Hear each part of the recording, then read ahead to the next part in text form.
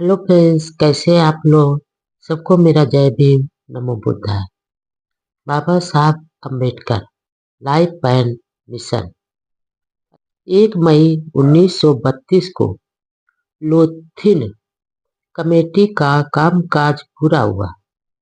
लोथेन को डॉक्टर अम्बेडकर जी से बातचीत कर विशेष जानकारियां लेनी थी, इसलिए शिमला में वे 2 दिन ज्यादा रुके। हिंदू सदस्यों के साथ कई मतभेद होने के कारण उन्होंने लोथियन कमेटी को अलग से निवेदन प्रस्तुत किया। आखिर लोथियन कमेटी का फैसला बाहर आया। इससे अछूतों को डिप्रेस्ड क्लास यानी अस्पृश्य या अछूत दलित वर्ग नाम दिया, जो बाबा साहब की जीत थी। इससे पहले इंडियन लेजिस्लेटिव कमेटी के 1916 के फैसले, भारत के एजुकेशनल कमिश्नर, मताधिकार विचार कमेटी सभी ने अछूतों को गुनहगार जमात, वन्य जाति, आदिवासी में शामिल किया था। डॉक्टर अम्बेडकर जी 4 मई 1932 को शिमला से बम्बई लौटे। इसके तुरंत बाद ही वह नागपुर के पास कामठी नामक स्थान पर होने वाले ऑल इंडिया डिप्रेस्ड कांग्रेस का अधिवेशन होने जा रहा था। रास्ते में हर रेलवे स्टेशन पर उनका भव्य स्वागत किया गया। नागपुर स्टेशन डॉक्टर अंबेडकर जी अमर रहे के नारों से गूंज उठा। अधिवेशन में भारत के कोने कोने से लोग आए थे। गरीबी से जूझ रहे अछूत जैसे तैसे किराया भाड़ा चुकाकर अपने करिश्माई नेता को सुनने व अछूतों के उद्धार के भावी सपने बुनने वहां आए थे। यह भी कहा जाता है कि राजा मुंजे समझौता के समर्थन के लिए कांग्रेस तथा हिंदू महासभा वालों ने कुछ लोगों को रेल किराया देकर अधिवेशन में शांति भंग करने के लिए उकसाया, लेकिन इस पाप के लिए वे लोग तैयार नहीं हुए। खास बात यह कि अधिवेशन वाला क्षेत्र कामठी में हिंदू महासभा के डॉक्टर मुंजे का काफी दबदबा था, जिन्होंने राजा मुंजे समझौता करके डॉक्टर अंबेडकर जी के पृथक निर्वाचन की मांग का विरोध किया था। 7 मई 1932 को डॉक्टर अंबेडकर जी की अध्यक्षता में अखिल भारतीय दलित डिप्रेस्ड कांग्रेस का अधिवेशन शुरू हुआ। एक दलित पीएस राजभोज, जो राजा मुंजे समझौते के समर्थक थे, ने खड़े होकर गड़बड़ी करने के मकसद से सवाल करने शुरू किए, तो कुछ लोगों ने उसे बाहर निकाल दिया। दूसरे दिन भी राजभोज ने वापस यही कोशिश की, तो लोगों ने पिटाई कर दी। आखिर उसे हॉस्पिटल पहुंचाना पड़ा। बाद में राजभोज को अपनी गलती का एहसास हुआ। फिर तो वे बाबा साहब के परम अनुयायी बन गए। यही नहीं, बाद में all India schedule caste federation के सेक्रेटरी बने। इस फेडरेशन के सृजक डॉक्टर अंबेडकर जी ही थे। 2 दिन चला यह अधिवेशन पूरी तरह सफल रहा तथा जिन उद्देश्यों के लिए आयोजित किया गया था वे भी पूरे हो गए।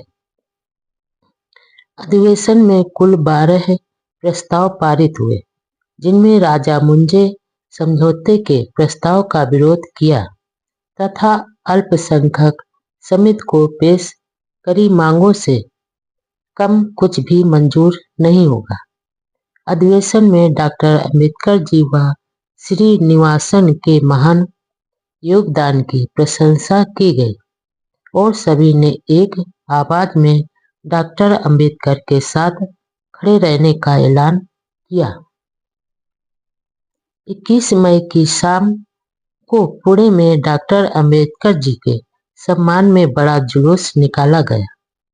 वहां अहिल्या आश्रम में रखे समारोह में कई संगठनों द्वारा डॉक्टर अम्बेडकर जी को मान पत्र भेंट किया, जिसमें लिखा था, डॉक्टर अम्बेडकर भारत के पद दलितों के एकमात्र राजा हैं। अपने भाषण में बाबा साहब ने कहा, आज मुझे देशद्रोही, हिंदू धर्म का दुश्मन, देश का दुश्मन आदि कहा जा रहा है, लेकिन कोई बात नहीं। झूठ की उड़ रही धूल कुछ दिनों बाद शांत हो जाएगी और जब हिंदुओं की भावी पीढ़ियां गोलमेज सम्मेलन के कार्य को पढ़ेंगी तो मुझे धन्यवाद दिए बिना नहीं रहेंगे। उन्होंने आगे कहा, जिस समाज में मैं पैदा हुआ और जिन लोगों के साथ मैं जीवन यापन कर रहा हूँ, उन्हीं के बीच मैं मरूंगा। हिंदुओं के दिल पत्थरों की तरह बेजान हैं। पत्थरों पर सिर फोड़ने से खून ही बहेगा। हिंदू लोगों के हृदय की अमानवीय कठोरता, निर्दयता नष्ट नहीं होगी। इसलिए मैंने अपना विचार बदला है। बाबा साहब फिर इंग्लैंड की ओर, अवसर कहीं चूक ना जाए। किसी पेड़ पर घोंसले में पल रहा नन्हा पक्षी घोंसले से सड़क पर गिर जाता है तो उसकी माँ बेचैन हो जाती है। उसे पूरा डर रहता है कि घायल अवस्था में उसके तड़प रहे बच्चे को कोई व्यक्ति गाड़ी या पशु चपेट में ले लेगा तो वह मर जाएगा। वह बार बार उसके पास जाती है, उड़ती है, उसे उड़ाने की पूरी कोशिश करती है, लेकिन फिर कोई वाहन या राहगीर आड़े आ जाता है। वह निराश होकर चैन से बैठती भी नहीं है और भाग दौड़ कर अपने बच्चे को बचाने की पूरी कोशिश करती है। कमोवेश हमारे मुक्तिदाता की भी यही दशा थी। वह एक पल भी चैन से बैठ नहीं पा रहे थे। दलितों के मानवीय अधिकारों की रक्षा हेतु वह दिन रात लगे हुए थे, विरोधियों से मुकाबला कर रहे थे। इसी बीच ब्रिटिश प्रधानमंत्री द्वारा अल्पसंख्यकों की समस्याओं पर कोई फैसला नहीं होने के कारण वह बड़े चिंतित थे। उन्होंने तय किया कि एक बार फिर से इंग्लैंड जाकर अपनी मांगों की पैरवी करेंगे। ब्रिटिश प्राइम मिनिस्टर व मंत्रिमंडल के अन्य सदस्यों से मिलकर अपने मजबूत मानवीय पक्ष के साथ फैसला करने के लिए आग्रह करेंगे। इस दौरे को गुप्त रखा गया ताकि विरोधी लोग कोई नई बात की समस्या पैदा नहीं कर सके। इसी बीच अमेरिका व इंग्लैंड से कई पेटी भर किताबें भारत लाए थे। उनको अपनी प्रिंटिंग प्रेस से हटाकर दूसरी जगह रखने के निर्देश दिए, क्योंकि उन्हें आशंका थी कि कांग्रेस के कट्टरपंथी हिंदू बदले की भावना से अपना प्रिंटिंग प्रेस व खरीदी हुई हजारों नई किताबें जला देंगे। 26 मई 1932 को इटली के कोटे रोसो नामक जहाज से रवाना होकर 7 जून 1932 को डॉक्टर अंबेडकर जी लंदन पहुंचे। वहां वे ब्रिटिश सरकार के कई बड़े अफसरों व मंत्रियों से मिले और ब्रिटिश मंत्रिपरिषद को 22 पेज का ज्ञापन भी दिया। उन्हें चिंता थी कि भारत में एमसी राजा जैसे बिके हुए अछूत नेता लंदन में भी हो सकते हैं और ब्रिटेन में माहौल बिगाड़ सकते थे। इसलिए वापस आना जरूरी समझा। अपने मित्रों के आग्रह पर वे यहाँ लगभग 1 महीना रुके। इस दौरान वे भारत की गतिविधियों की जानकारियों के लिए अनुयायियों से निरंतर संपर्क में रहे। पीछे से राजा ने बंबई में एक सम्मेलन भी रखा, लेकिन वह असफल रहा। व्यस्त कार्यक्रम के बीच में वे अपने बेटे यशवंत व भाई बालाराम के बेटे की पढ़ाई के बारे में जानकारी लेते रहते थे। लंदन प्रवास के दौरान उनको भारी आर्थिक तंगी का सामना भी करना पड़ा। इधर स्वास्थ्य भी सही नहीं था, इसलिए इलाज के लिए जर्मनी जाना पड़ा। वहां सुधार हुआ। बर्लिन वे 1 सप्ताह रुके। उन्होंने बर्लिन शहर में हिटलर के दर्शन के प्रभावकारी वातावरण का अवलोकन किया। सहयोगियों को सूचित किया कि वह वियना से वेनिस जाकर जहाज द्वारा बंबई आ रहे हैं, लेकिन इस बार किसी भी प्रकार का स्वागत कार्यक्रम न रखें, यह भी कह दिया। जर्मनी में 22 जून 1932 को डॉक्टर अंबेडकर जी ने अपने सहयोगी शिवतरकर को लिखा, जिसमें भारत में अछूत नेता एमसी राजा पी बालू के विश्वासघाती व्यवहार से दुखी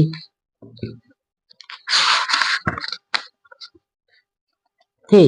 पत्र में उन्होंने दुख जताया कि हमें अछूत नेताओं से भी संघर्ष करना पड़ रहा है।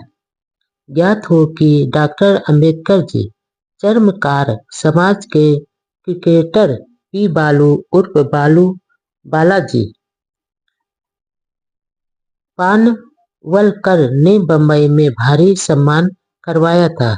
समारोह में अभिनंदन पत्र दिलवाया था और बाद में बालू को बाबा साहब ने ही बंबई म्यूनिसिपालिटी में क्लर्क की नौकरी पर लगवाया था।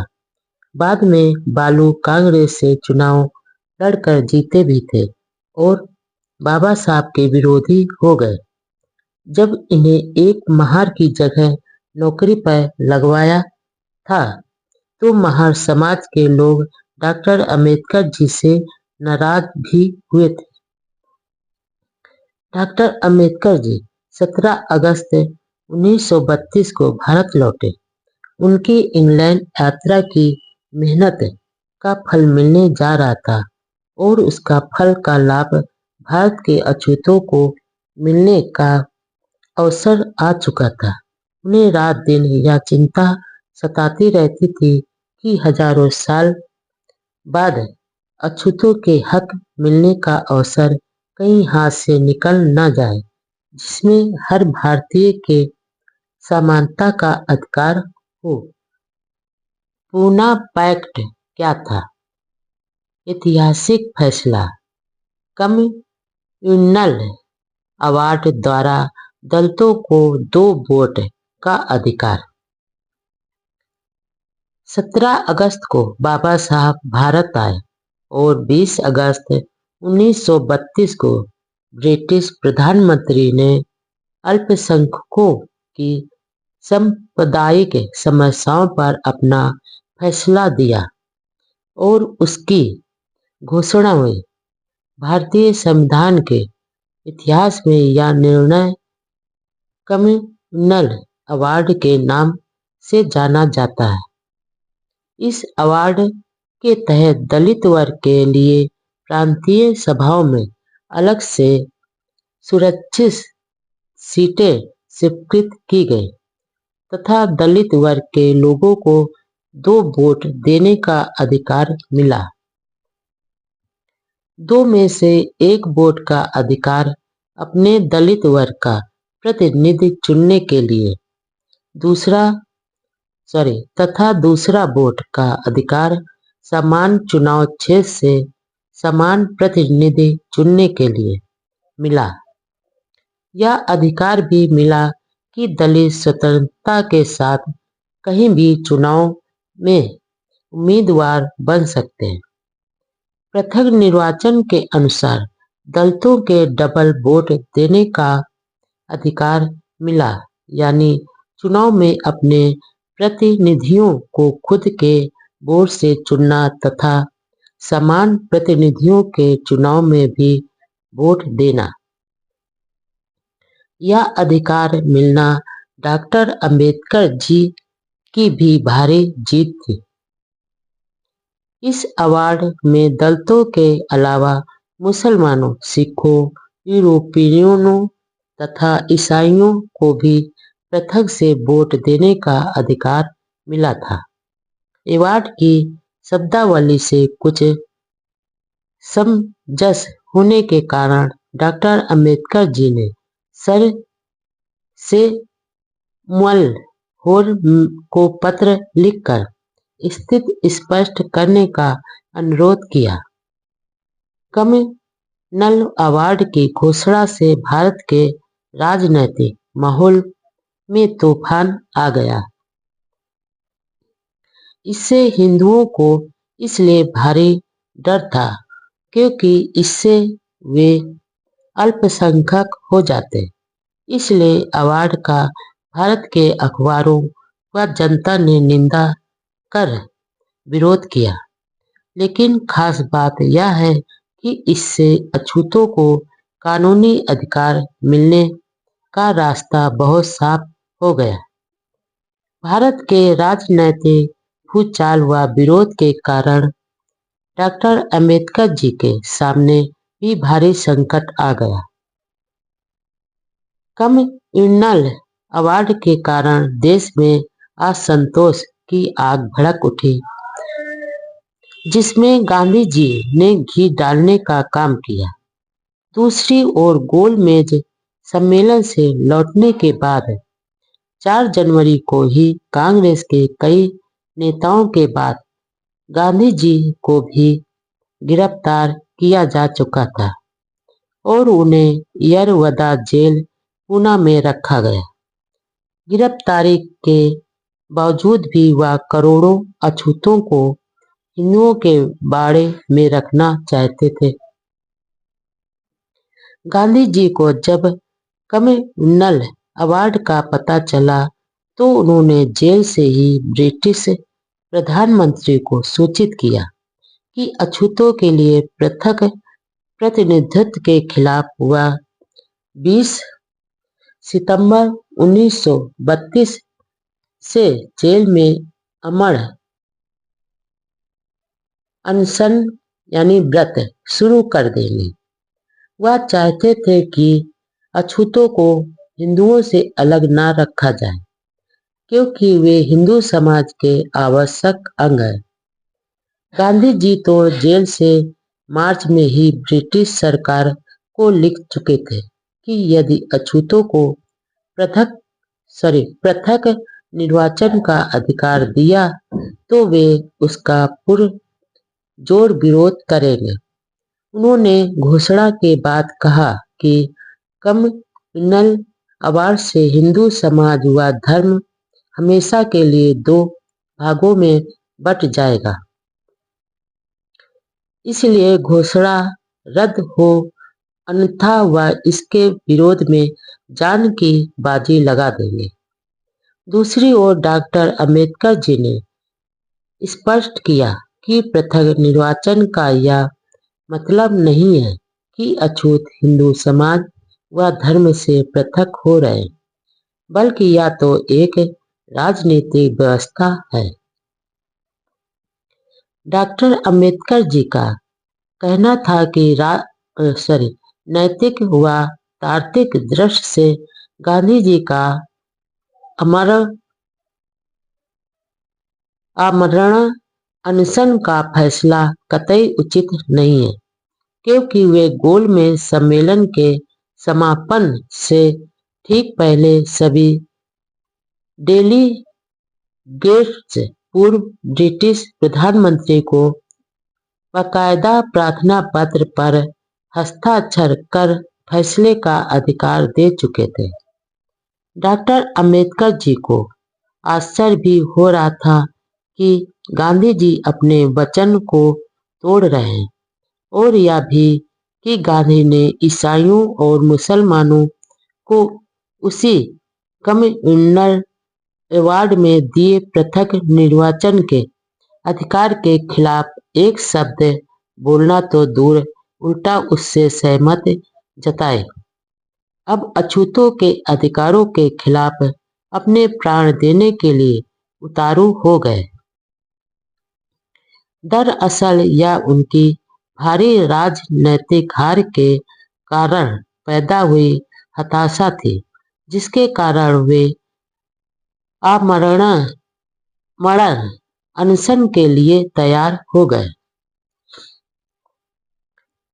महात्मा गांधी का पूना की यरवदा जेल में आमरण अनशन। गांधी जी के आमरण अनशन के फैसले से भारत की राजनीति में हाहाकार मच गया। देश में गांधी जी की छवि महात्मा जैसी थी, इसलिए यह स्वाभाविक था। सभी को महात्मा जी के जान की चिंता हो रही थी, लेकिन करोड़ों अछूतों को इंसानियत का दर्जा दिलाने की चिंता किसी को नहीं थी। इधर गांधी जी के अनुयायी हिंदुओं से आग्रह कर रहे थे कि वे राष्ट्रवाद और देशभक्ति के नाम पर संगठित हो जाएं। सारे देश में चिंता हो गई। गांधी जी के प्राण बचाने के लिए नेताओं में भाग दौड़ शुरू हो गई, क्योंकि उनके महात्मा के प्राणों का बड़ा महत्व था। मदन मोहन मालवीय ने शिमला में यह घोषणा की कि गतिरोध को दूर करने के लिए 19 सितंबर 1932 को बंबई में बैठक करेंगे, और इस बैठक की सूचना तार द्वारा डॉक्टर अंबेडकर जी को भी दी गई, क्योंकि डॉक्टर अंबेडकर जी को विश्वास में लिए बिना महात्मा जी के प्राणों की रक्षा संभव नहीं थी। इसलिए सारे देश की नजरें डॉक्टर अंबेडकर जी की ओर लग गई कि अछूतों के नेता डॉक्टर अंबेडकर जी से जुड़े इस भावनात्मक मुद्दे पर डॉक्टर अंबेडकर जी का क्या रुख अपनाते हैं। यह ताज्जुब की बात थी कि जिस व्यक्ति को गांधी और उनके अनुयायी अछूतों का नेता मानने को तैयार नहीं थे, और जब अछूतों को उनको हक मिल गया तो उसे रद्द करवाने या कोई अन्य विकल्प खोजने के लिए डॉक्टर अंबेडकर जी को दलितों का नेता मान लिया। गांधी जी द्वारा ब्रिटिश प्रधानमंत्री को लिखे पत्र के जवाब में प्रधानमंत्री रेमसे मैकडोनाल्ड ने लिखा, सरकार का फैसला विभिन्न जातियों के न्यायपूर्ण हकों का ध्यान रखकर किया गया है। वह उस समय तक बदला नहीं जा सकता जब तक सभी अल्पसंख्यक वर्ग के प्रतिनिधि आपस में समझौता करके कोई ठोस योजना पेश न करें। जैसे कि फैसले के साथ ही ऐलान कर दिया है, प्रधानमंत्री ने गांधी जी को आगे लिखा, अछूत समाज के लिए ब्रिटिश सरकार ने जो फैसला किया है उसके बारे में आपको गलत फहमी हुई है। आप भी अच्छी तरह जानते हैं कि अछूत समाज का भारी सामाजिक शोषण हो रहा है, इसलिए उनके अधिकार समझकर विधानमंडलों में उन्हें उचित प्रतिनिधित्व देना चाहिए। ऐसा हम अपना कर्तव्य समझते हैं और हमने यह भी सावधानी बरती है कि अछूत समाज हिंदू समाज से अलग नहीं है हो। इस तरह यह सावधानी से तैयार की गई योजना है। फिर भी आपने अनशन करने का फैसला लिया है। लगता है कि हिंदू नेताओं में किसी तरह का समझौता नहीं हो सका, अतः हमने उनके अनुरोध के अनुसार अपनी इच्छा के खिलाफ अल्पसंख्यकों अछूतों के बारे में यह निर्णय लिया है। अब सरकार का निर्णय लिया है। अब सरकार का निर्णय यथावत ही रहेगा। ब्रिटिश प्रधानमंत्री के जवाब में गांधी जी ने फिर उन्हें लिखा, मुझे अनशन करने के मार्ग पर ही जाना पड़ेगा। प्रधानमंत्री के इस जवाब का सीधा अर्थ यह था कि गांधी जी कांग्रेस या दूसरे हिंदू कम्युनल अवार्ड में कोई बदलाव कराना चाहते हैं तो वे पहले अछूतों के साथ समझौता करें। प्रधानमंत्री के जवाब से सारा पासा ही पलट गया।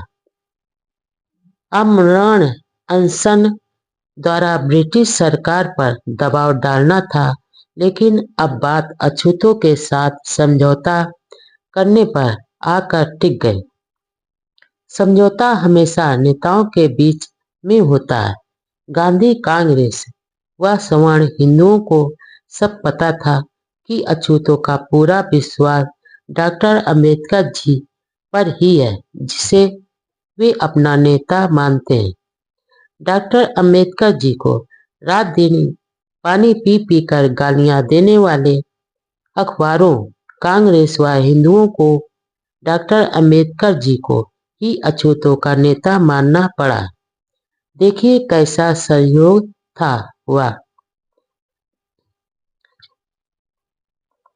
आमरण अनशन, घृणित अमानवीय अत्याचार व चाल।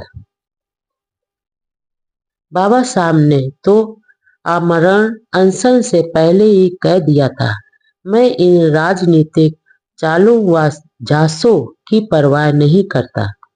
मैं उस व्यक्ति की बात समझ सकता हूँ जो अपने विरोधी की सच्चाई को मानता हुआ समानता की शर्तों पर समझौता करने के लिए सच्चे मन से कोशिश करे।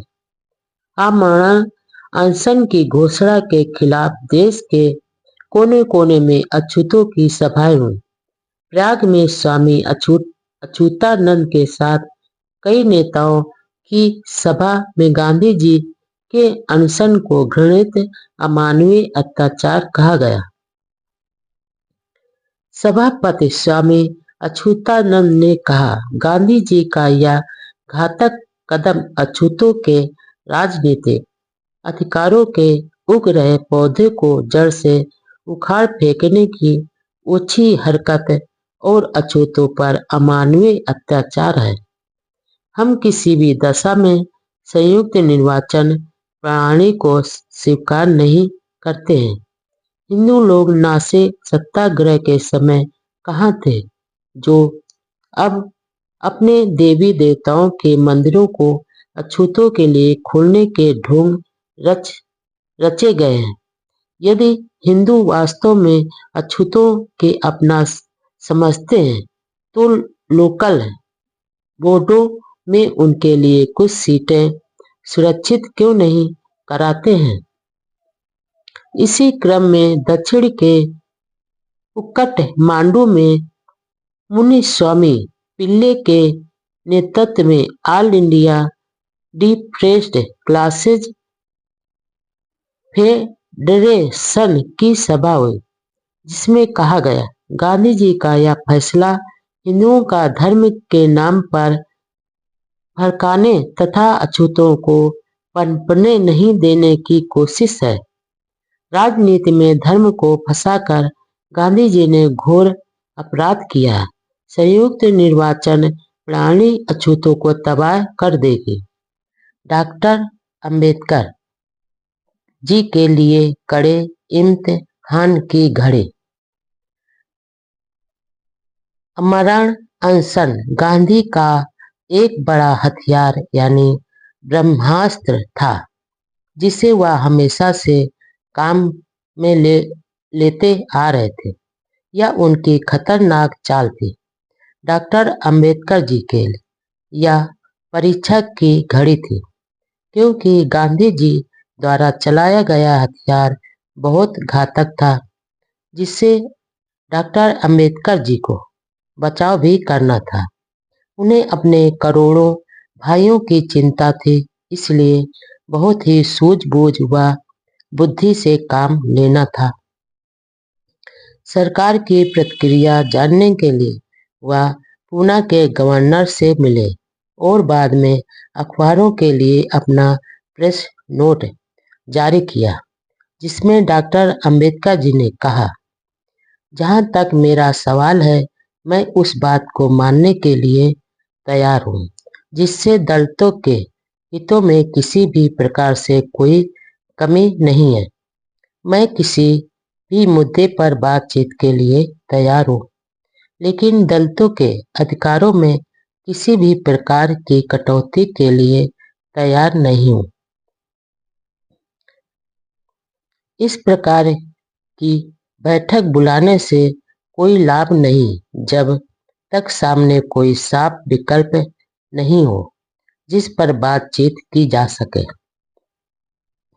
डॉक्टर अंबेडकर जी ने आगे लिखा, गांधी जी ने अछूतों के खिलाफ अमरण अनशन जैसा फैसला लिया है। यदि यह फैसला देश की आज़ादी के लिए लिया होता तो बहुत अच्छा होता। यह दुख की बात है कि कम्युनल अवार्ड में अछूतों के अलावा मुसलमानों, सिखों, एंग्लो इंडियन तथा यूरोपियंस को भी प्रथम निर्वाचन का अधिकार मिला था, लेकिन महात्मा जी सिर्फ अछूतों के खिलाफ अमरण अनशन कर रहे हैं। अपने प्रेस नोट के आखिर में यह भी लिखा, महात्मा जी कोई अमर व्यक्ति तो नहीं है और न ही कांग्रेस अमर है। वह न तो दयालु है, न ही सर्वशक्तिमान है, जिनका अस्तित्व सर्वस्व हो। भारत में बहुत से महात्मा हुए हैं, जिनका प्रमुख दावा व लक्ष्य छुआछूत मिटाना और अछूतों को हिंदू समाज में बनाए रखना था, लेकिन उनमें सभी अपने उद्देश्यों में असफल रहे। महात्मा लोग आए और चले गए, लेकिन अछूत हमेशा अछूत ही रहे।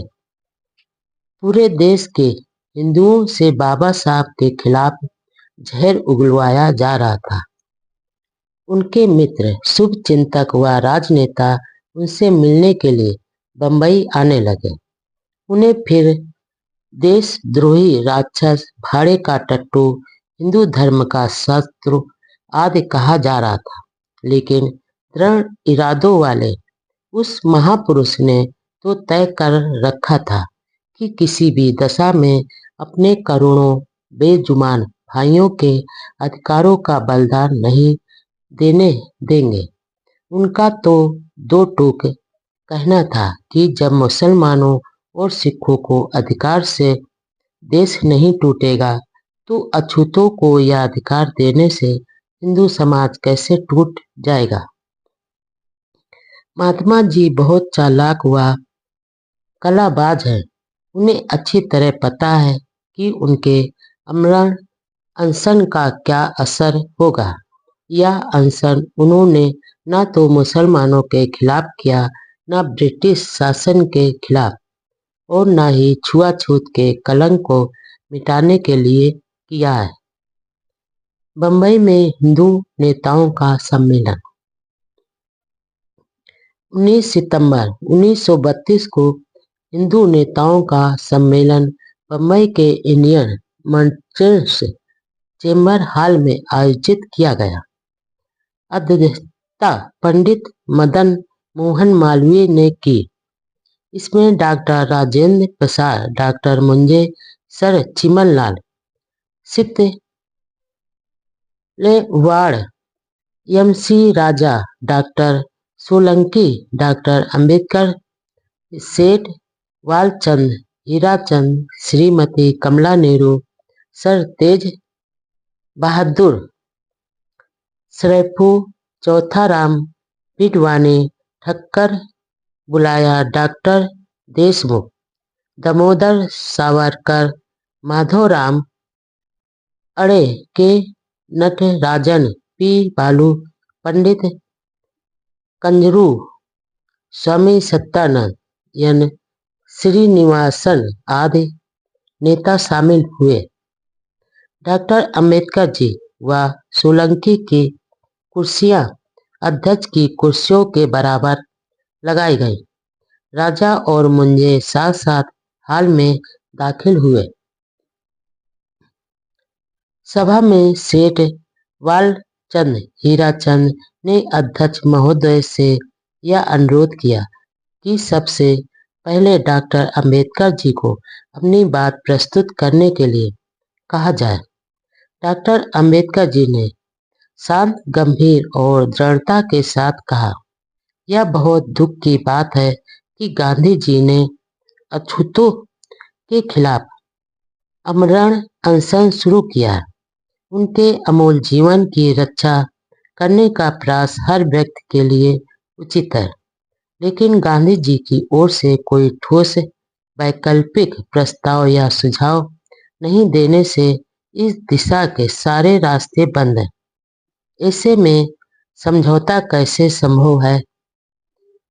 उन्होंने उपस्थित नेताओं से कहा कि वे गांधी जी से वैकल्पिक प्रस्ताव प्राप्त करें ताकि इस दिशा में कोई ठोस चर्चा हो सके। इसके साथ ही उन्होंने यह साफ कह दिया, लेकिन यह बात तय है कि गांधी जी का जीवन बचाने के लिए मैं अछूतों के खिलाफ किसी भी प्रस्ताव के पक्ष में नहीं हो सकूंगा। इस स्पष्ट व दृढ़ बयान से सबकी चिंताएं बढ़ गई। डॉक्टर अंबेडकर जी की बात को पुणे के यरवदा जेल में गांधी जी को बताई गई। उन्होंने कहा कि मुझे अछूतों को सुरक्षित सीटें देने में आपत्ति नहीं है, चाहे मुझे बिजली के खंभे पर उल्टा लटकाकर फांसी दे दो। 20 सितंबर को पुणे की यरवदा जेल में आमरण अनशन शुरू कर दिया। उसी दिन बंबई में चल रही सभा का दूसरा दिन था। सभा में सुरक्षित सीटों की बात पर डॉक्टर अंबेडकर जी ने कहा, इस महत्वपूर्ण मुद्दे पर मैं खलनायक बनूं या मेरा नसीब ही सही, लेकिन जिसे मैं अपना पवित्र कर्तव्य मानता हूँ उससे मैं जरा भी टस से मस नहीं होऊंगा। मैं अपने लोगों के प्रति विश्वासघात नहीं करूंगा, भले ही आप मुझे नजदीक के बिजली के खंभे पर उल्टा लटका कर फांसी दे दें। इसकी बजाय आप गांधी जी से 1 सप्ताह तक अनशन स्थगित करने की प्रार्थना करें और समस्या का ठोस विकल्प खोजें, वही ठीक होगा।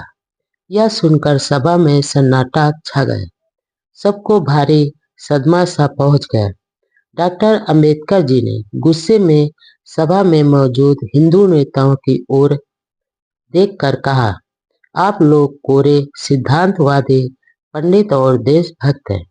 यदि आप लोग हमें अपना नहीं समझते हैं तो आप लोगों को हमारे ऊपर संयुक्त चुनाव थोपने का कोई अधिकार नहीं है और आपको अपने धर्म से हमें जबरदस्ती चिपकाए रखने का भी कोई अधिकार नहीं है। बंबई की सभा में डॉक्टर अंबेडकर जी को बहुत फुसलाया गया, लेकिन डॉक्टर अंबेडकर जी पर उनका कोई असर नहीं हुआ।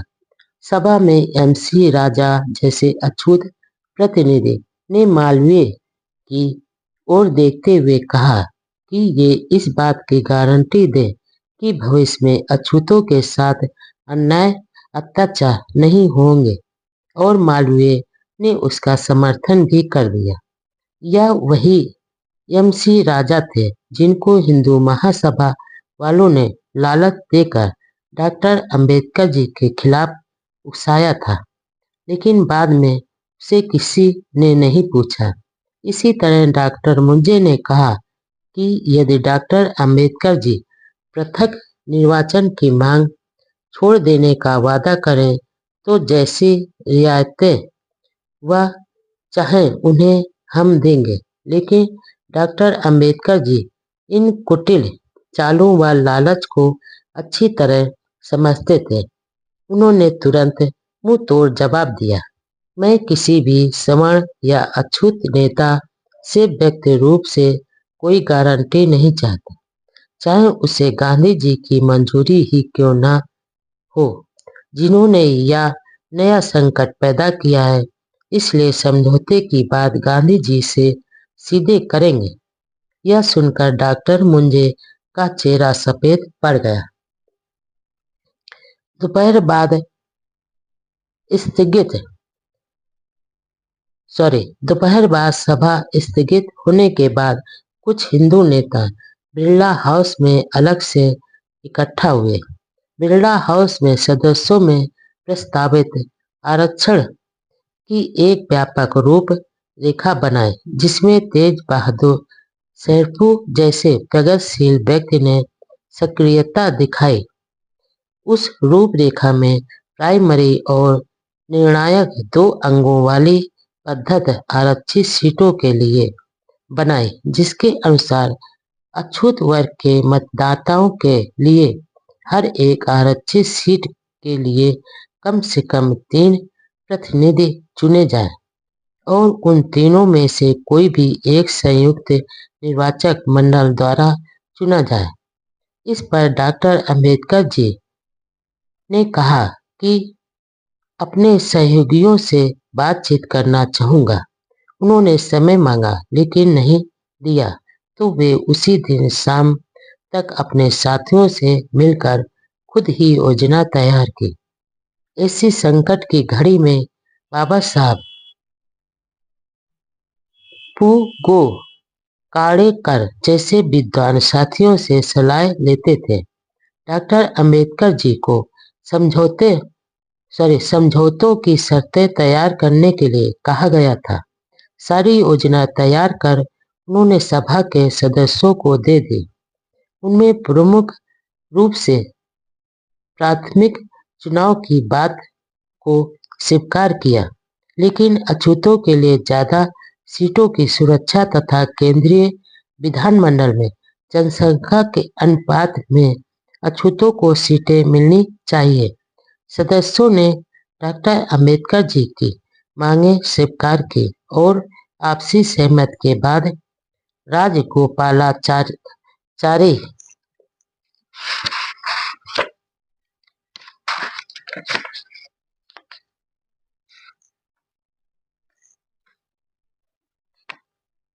मदन मोहन मालवीय, डॉक्टर राजेंद्र प्रसाद बिरला, तेज बहादुर शेरपू जयकर गांधी जी से मिलने के लिए पुणे रवाना हो गए। बाबा साहब ने समझौते में ये शर्तें रखी। नंबर 1, प्रांतीय कौंसिलों में बंगाल प्रांत में 50, मद्रास में 30, बम्बई 40, यूपी 40, बिहार उड़ीसा 20, मध्य प्रांत 20, पंजाब 10 और असम में 11 सीटें दलितों को दी जाएंगी। नंबर 2, इन सीटों को चुनाव सुरक्षित स्थानों के साथ संयुक्त चुनाव द्वारा होगा। पहले 10 साल तक मद्रास में 18, बम्बई में 10, मध्य प्रांत 10, बंगाल 10, बिहार उड़ीसा 7, पंजाब 5, यूपी 12, बंगाल 10 और आसाम में 4 सीटों के लिए आम चुनाव से पहले एक पहला चुनाव हो, जिसमें आम चुनाव में खड़े होने वाले 2 दलों का चुनाव हो। नंबर 3, पहले 10 साल के बाद सुरक्षित सीटों के स्थानों के साथ संयुक्त चुनाव के तरीके से सीधा चुनाव। नंबर 4, अछूतों के विशेष प्रतिनिधित्व का अधिकार 15 वर्ष तक रहेगा और उसके बाद दलितों की राय से फैसला लिया जाएगा। नंबर 5, केंद्रीय व्यवस्थापिका सभा में दलितों के विशेष प्रतिनिधित्व का अधिकार वैसा ही रहेगा जैसा प्रांतीय काउंसिलों में है। नंबर 6, दलितों के बालिग को वोट देने का अधिकार होगा। प्रांतीय तथा केंद्रीय दोनों काउंसिलों में उन्हें एक समान वोट देने का अधिकार होगा। नंबर 7, म्यूनिसिपल, लोकल, जिला, तहसील, ग्राम संघ, स्कूल बोर्ड, पंचायत व अन्य स्थानीय संस्थाओं में दलितों की जनसंख्या के अनुसार प्रतिनिधित्व दिया जाएगा। नंबर 8, केंद्रीय तथा प्रांतीय सरकारी नौकरियों में दलितों को जनसंख्या के अनुपात में योग्यता अनुसार सीटें दी जाएंगी। साथ ही उनकी संख्या भर्ती पूरी हो इसके लिए शिक्षा से संबंधित कानून नियमों को सरल बनाया जाए। नंबर 9, हर प्रांत में दलितों की जनसंख्या के अनुपात में शिक्षा का बजट व अनुदान करके दलितों को शिक्षित करने की व्यवस्था की जाए। नंबर 10, यदि दलितों की शिक्षा, सरकारी नौकरियों में भर्ती, स्वास्थ्य, सफाई आदि में शासन या न्यायिक विधान द्वारा कोई लापरवाही, अनियमितता या उपेक्षा की जाए तो कनाडा की तरह यहाँ भी दलित अपने हकों के लिए वायसराय और गवर्नर को अपील कर सकेंगे। लंदन की अल्पसंख्यक सभा में तो बाबा साहब ने 15% के हिसाब से 223 सीटें मांगी थी, लेकिन गांधी जी के प्राणों की चिंता कर मांग हल्की कर सिर्फ 197 सीटों की मांग की ताकि हम कम सीटों की मांग को हिंदू नेता बिना ऐतराज के मान लेंगे। लेकिन ऐसा नहीं हो पाया और बाबा साहब की कम सीटों वाली मांग को गांधी जी व हिंदू नेताओं ने यह कहकर स्वीकार नहीं किया कि यह संभव नहीं है।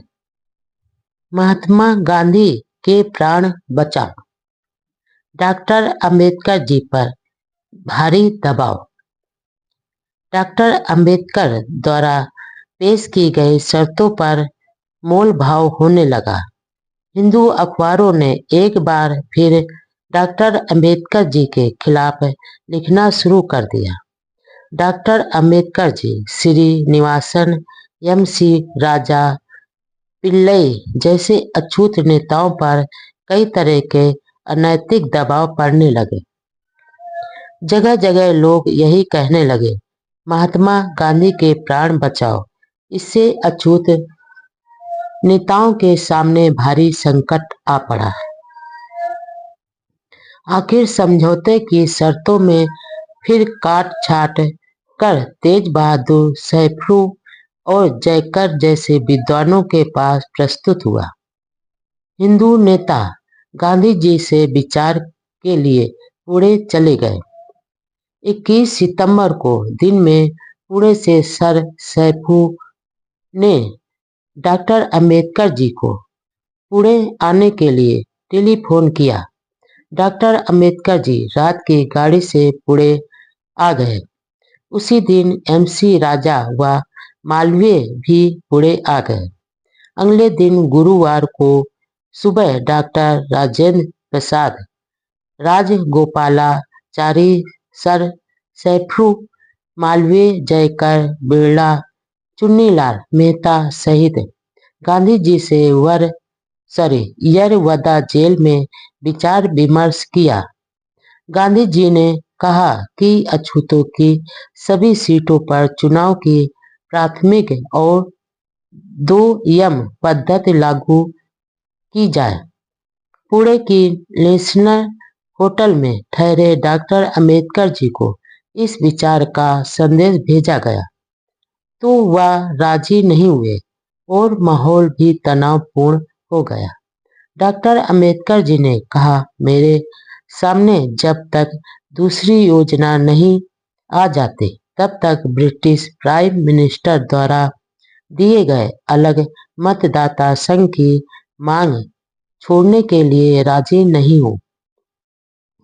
हाथ में आया छोड़कर मृग जल की लहरों के पीछे भागने में कोई मतलब नहीं। यह सुनकर सबको भारी निराशा हुई। इसके बाद पी बालू और राजा ने गांधी जी से भेंट कर भरोसा दिया कि हम कोई संतोषजनक समझौता कर लेंगे। शाम को जयकर बिरला, चुन्नीलाल मेहता और राजगोपालाचारी के साथ डॉक्टर अंबेडकर जी गांधी जी से मिलने गए। भारतीय राजनीतिक इतिहास की वह एक महत्वपूर्ण घटना थी जहां एक गंभीर राजनीतिक संकट का समाधान करना था। वे लोग यरवदा जेल पहुंचे तब गांधी जी आम के पेड़ के नीचे बिछी हुई लोहे की खाट पर सफेद चादर डालकर लेटे हुए थे।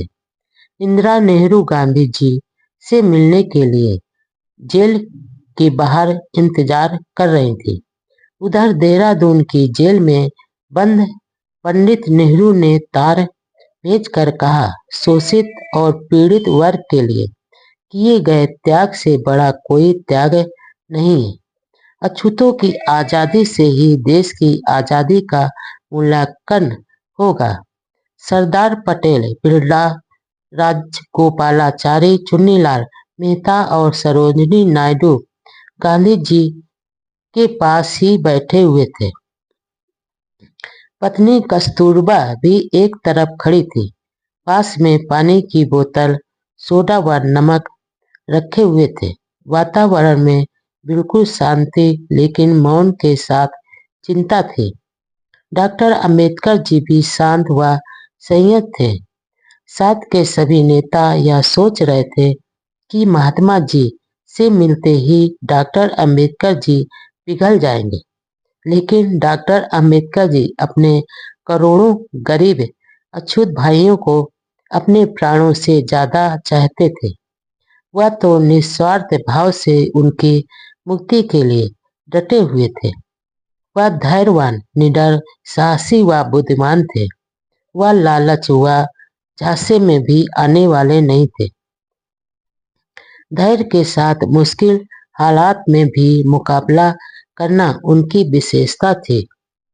गांधी जी की महानता व महात्मा ई छवि से तो वह कभी प्रभावित नहीं हुए, लेकिन अहिंसा को पुजारी कहा जाने वाला एक व्यक्ति जो अपनी जान देने पर तुला हुआ था और सारा देश उसकी जान बचाने के लिए भाग दौड़ कर रहा था, चिंतित था।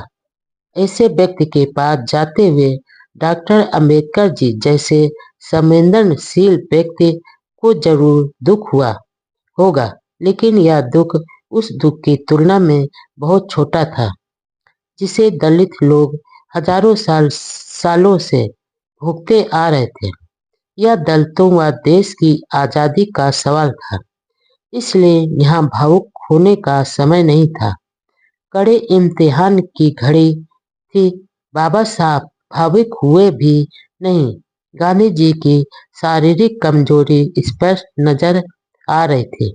वह बिस्तर पर लेटे ही रहे। सर तेज बहादुर सरेफू ने सारी कहानी सुनाई और मालवीय ने हिंदू पक्ष को गांधी जी के सामने रखा। इसके बाद डॉक्टर अंबेडकर जी स्वयं व धीमे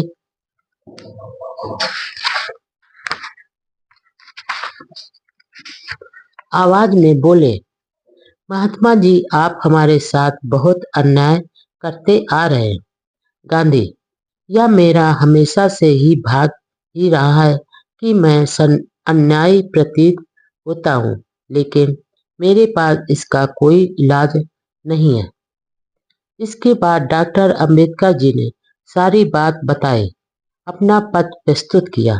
उन्होंने बहुत ही प्रभावशाली ढंग से सच्चाई व तर्कों के साथ दलितों के हितों की रक्षा हेतु पक्ष रखा। गांधी जी पर उनकी बातों का बड़ा असर हुआ। उन्होंने कहा, आपके साथ मेरी सहानुभूति है। आपने जो बातें कही हैं उनमें से बहुत सी बातों से मैं सहमत हूँ, लेकिन आपने कहा था कि मेरा जिंदा रहना आपके लिए भी उपयोगी है। आप मेरे लिए जीवन को बचाना चाहते हैं।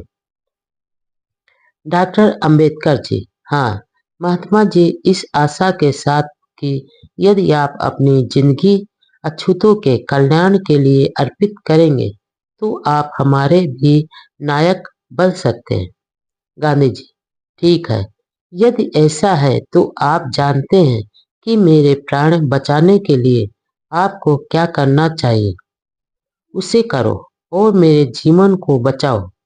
मेरा जीवन आपकी जेब में है। मैं जानता हूँ कि आप कम्युनल अवार्ड में जो कुछ आप लोगों को मिला है उसे आप लोग छोड़ना नहीं चाहते। आपके द्वारा सुझाए गए पैनल सिस्टम को मैं स्वीकार करता हूँ, लेकिन उसमें जो विसंगतियां हैं उसे निकाल दो। आपको यह पैनल सिस्टम सभी आरक्षित सीटों पर लागू करना चाहिए। गांधी जी ने अपनी बात जारी रखते हुए कहा, डॉक्टर, आप जन्म से अछूत हैं और मैं अपने हृदय से अछूत हूँ। हम सब एक हैं। हमें एक और अविभाज्य होना चाहिए। मैं अपना जीवन हिंदू समाज में होने वाले इस विभाजन को रोकने के लिए अपने प्राण देने को भी तैयार। गांधी जी ने बाबा साहब को आखिर में यह कहा कि हिंदू धर्म को स्वयं को सुधारने का अंतिम अवसर दिया जाए। डॉक्टर अंबेडकर जी ने गांधी जी के बताया सुझाव मान लिया और वह मुलाकात समाप्त हो गई। इस सहमत के साथ ही 14 अगस्त 1931 को बंबई के मणि भवन से शुरू हुआ दोनों महापुरुषों के बीच का संघर्ष समाप्त हो गया और समझौते पर विचार विमर्श शुरू हुआ। गांधी जी के सहमत होने के बाद अब आगे के काम अन्य नेताओं को करने थे, जिसमें पैनल सिस्टम में कितने उम्मीदवार हों, हर प्रांत में अछूतों की सीटों की संख्या, प्राथमिक चुनाव पद्धति कितने साल तक चलाई जाए, आरक्षित सीटें कितने साल तक हों आदि प्रमुख मुद्दे थे। गांधी जी के प्राणों की चिंता और डॉक्टर अंबेडकर जी को मारने की धमकियां। 23 सितंबर की शाम को यह समाचार फैल गया था कि गांधी जी का स्वास्थ्य काफी खराब हो गया है। शरीर बहुत कमजोर होता जा रहा है। गांधी जी के पुत्र देवदास गांधी की आंखें आंसुओं से भर गई। उसी दशा में वह डॉक्टर अंबेडकर जी से मिलकर अपने पिता की हालत बताई तथा उनके प्राण बचाने की प्रार्थना करने लगे। यह आग्रह भी किया कि वे जनमत संग्रह की अवधि को लेकर ज्यादा हठ नहीं करें। अब विवाद का विषय यह था कि डॉक्टर अंबेडकर जी पहले व दूसरे चरण के चुनाव द्वारा आरक्षित सीटों का फैसला कम से कम 25 वर्ष लागू रहना चाहते थे, जबकि हिंदू नेता यह समय 5, 10 या अधिक से अधिक 15 वर्ष तक रखना चाहते थे। आखिर यह तय हुआ कि इस मुद्दे को गांधी जी के सामने रखा जाए। डॉक्टर अंबेडकर जी कुछ चुनिंदा नेताओं के साथ रात 9 बजे गांधी जी से जेल में मिले। गांधी जी ने जनमत संग्रह की बात को तो स्वीकार कर लिया, लेकिन सिर्फ 5 वर्ष के लिए। हिंदू नेताओं का कहना था कि आने वाले 10 वर्षों में छुआछूत खत्म हो जाएगा, लेकिन डॉक्टर अंबेडकर जी यह तर्क दे रहे थे कि अगले 25 वर्षों में भी छुआछूत खत्म नहीं होगा। उस भविष्यकर्ता की बात आजादी के इतने लंबे समय बाद भी सही साबित हो रही है। छुआछूत का कोड आज भी हिंदू समाज का गहना बना हुआ है, जबकि कानूनी तौर पर यह अपराध है। गांधी जी ने अपनी मुलाकात में अंतिम बात कह दी, 5 वर्ष की अवधि या मेरे प्राणों का अंत। गांधी जी की आवाज इतनी कमजोर हो गई थी कि वह क्या बोल रहे हैं यह सुनने के लिए काफी कोशिश करनी पड़ती थी। जेल में डॉक्टरों ने भी आगे बातचीत करने के लिए मना कर दिया। चारों ओर गहरा सन्नाटा फैल गया। गांधी जी से मिलने आए नेतागण भी दुखी होकर वापस लौटे। एक ओर गांधी डॉक्टर अंबेडकर समझौते की वार्ताएं चल रही थी, दूसरी ओर पूरे भारत के कोने कोने से डॉक्टर अंबेडकर जी को धमकी भरे तार व पत्र मिल रहे थे। उन्हें मारने की धमकियां मिल रही थी। नेता लोग गालियां दे रहे थे। डॉक्टर अंबेडकर जी के सामने भारी संकट आ गया था। गांधी जी अपनी दशा की जिम्मेवारी जबरदस्ती डॉक्टर अंबेडकर जी पर डाले जा रहे थे, लेकिन डॉक्टर अंबेडकर जी को अपने करोड़ों भाइयों की आशाओं की हत्या होने की भी भारी चिंता थी। हिंदू लोग डॉक्टर अंबेडकर जी के प्रति हिंसक हो गए थे। वे जब सड़क पर निकलते तो लोग उन्हें ऐसी निगाहों से देखते मानो उन्हें मार ही डालेंगे। डॉक्टर अंबेडकर जी के सामने बड़ा धर्म संकट था कि दलित हितों की रक्षा करें या महात्मा के प्राण बचाएं।